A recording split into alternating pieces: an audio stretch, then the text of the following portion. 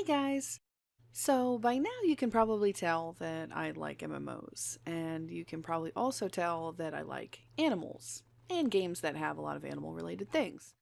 I love that BDO has this in-depth horse training system, as well as breeding and eventually dream horses. While I might not always like the implementation of the system, I'm still happy it exists. What you may not know is that I'm also a Nipponophile. A love for anime turned into a curiosity for many things Japanese, like shabu shabu, sushi, and curry. I actually took kenjutsu for a year as well.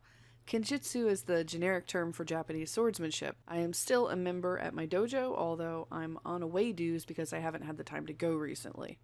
My sensei is a remarkably intense and skilled man who is probably about as intimidating as it gets. I have two katanas, a shinken, which means a sharpened live sword, and an iaido, which is a dull sword, best for noobs not to cut the heck out of themselves with. Another thing you may not know is that I play a weekly Battletech tabletop RPG every week and have been for about a year now in the same campaign. It was actually my first tabletop, and we play online every Friday with Roll20. In the Battletech universe, there exists a Japanese-inspired faction called the Draconis Combine. So you can kind of guess that I chose to play a character from that quadrant of the inner sphere. My husband, who runs the game, found that there was actually a dragon-like creature in the BT lore called a Branth, and so my character is basically an animal handler who breeds Branth. And because my animal training is high, I can also find awesome alien creatures to tame while out on my travels. It works well for me, and I enjoy the character immensely. She is named for the infamous Japanese female warrior, Tomo Gozen, who was well known for beheading her enemies in battle. My character is also a noble, so she is commonly referred to as Lady Gozen. She also seems to get a lot of headshots, much like her namesake. You see where this is going by now, I hope. So I'm thinking, man, I'm gonna make Lady Gozen in BDO, and it's going to be awesome. First incredibly disappointing discovery was that Lady Gozen was taken. Of course, there just has to be someone else out there with my nerdy knowledge reserves.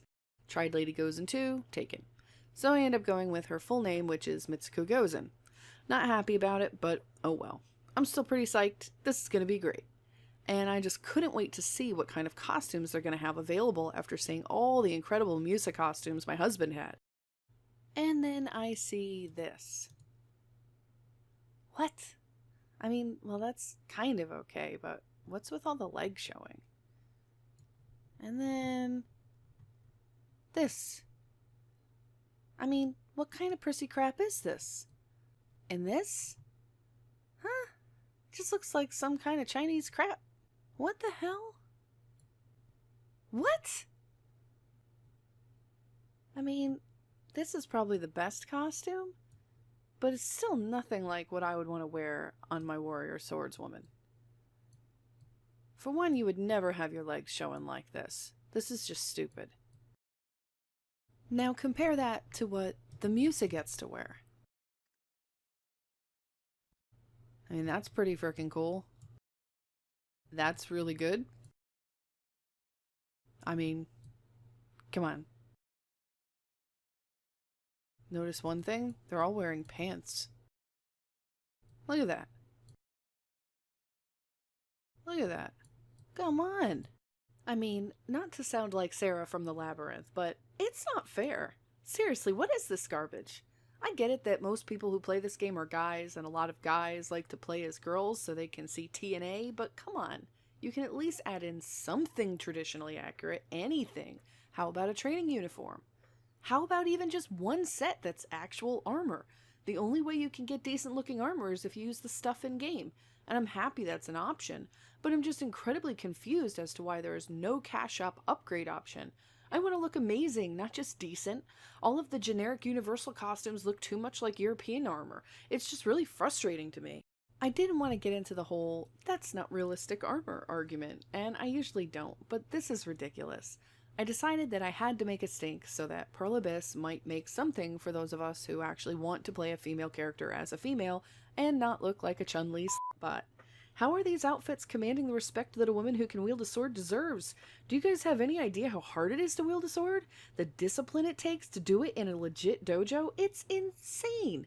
It's a constant struggle just to not be incredibly awful. And yet these chicks are just like, Oh hey, look how sparkly I am.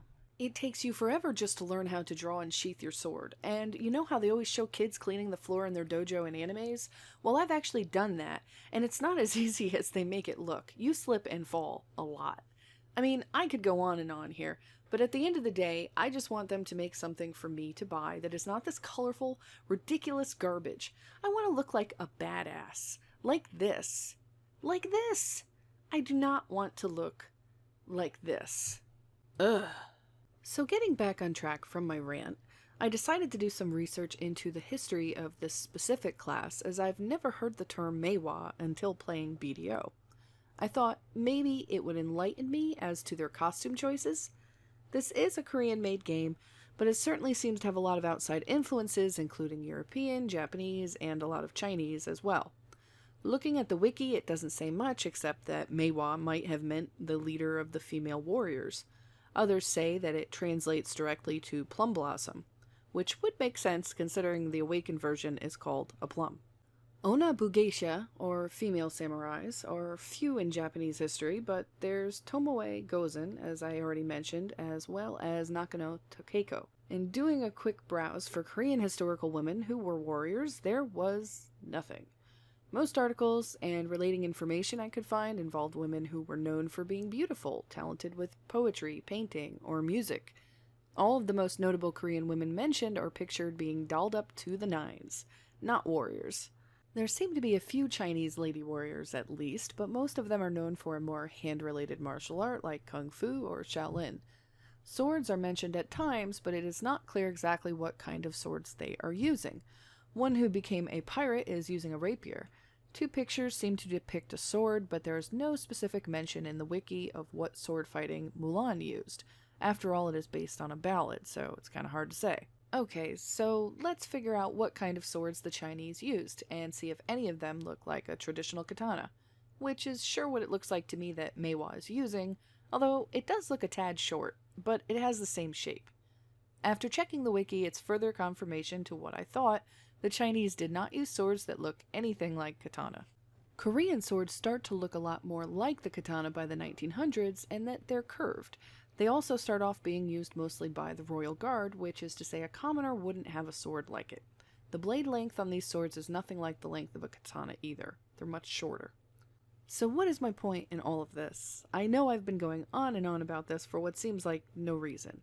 Well, my reasoning is simply this. Since this class has no basis in reality, if it's to be based off Korean history, it simply doesn't exist. The Musa does, and means warrior in Korean. The Musa were using hwando in the army with a blade that's 53 inches long. In layman terms, a short sword, as it took on a backseat role to using a bow and arrow, which was their go-to weapon. Ironically, the swords Musa use in the game are very obviously long swords, which has to be over 60 inches long for the blade, while Maehwa are using much shorter swords that look a lot like hwando. And using a Chinese flair when making costumes for them makes even less sense, since the Chinese weren't in the same league with swords as the Koreans and Japanese were. They used more straight sword. Maybe they were just trying to make up a female version of that image of the Musa, but if that's the case, this is what she should be wearing. Not this frilly crap. How do you make a female warrior, call her a plum blossom, and dress her up in this crap? It just makes no sense. It would make more sense to follow Korean male warriors from the military, or female samurai, down to not only the weapons, but the traditional garb as well. This whole rant wasn't just about making the very common argument of armor and costumes being too over-sexualized for female characters in games. That has been done over and over, and to be honest, it's all about taking offense. I'm not taking offense specifically to sexualized outfits in this game, but the lack of non-sexy outfits for a female class being based on outright warrior women. I don't have an issue with scantily clad female characters. I bought this costume for my Kuno because it just fits her. But in the case of most classes, there are classy choices and more risque, cleavage-showing ones. Why is there nothing realistic for Maehwa? Nothing classy. If you don't believe me, take a look at these classes. They all have really good examples of something classy versus something not so classy. This is a game, and if some guy can roleplay a half-naked chick, then why can't I roleplay an actual female swordswoman? I mean, I can use the crap in game clothes, sure, but then I don't get any bonuses. And I could hide the costume, But that's frickin' silly. If you're going to pay top dollar for a costume, and let's be realistic, BDO costumes are pricey if you don't catch them on sale, and even then they're still pretty pricey. But you should be able to get something amazing for that. Something that looks just damn awesome and far better than what's available in game for free. Like this. I mean, come on, he has a fiery hand. Tamer is another class that suffers from Chun-Li-itis, but at least there are some classy options, although nothing that is in my taste. And really it has no basis in reality considering there's no way to tame some dark-spirited large demon dog, at least that I know of. Guts, is that you? So please, please, please, Pearlibus, get me something someone wielding a sword would actually wear. I'm willing to accept even remotely close renditions as well. What I do not want is overly bright yellow, blue, purple, or pink dresses with heels. I also would love it if my legs were actually covered, so that if I got into close combat with someone, they wouldn't just get sliced to shit at a moment's notice. But you know what? After all of that, I suck at this class. And from everything I read, it's not really that good anyway. Maybe I'll try a lawn. Flying sounds like fun. See ya.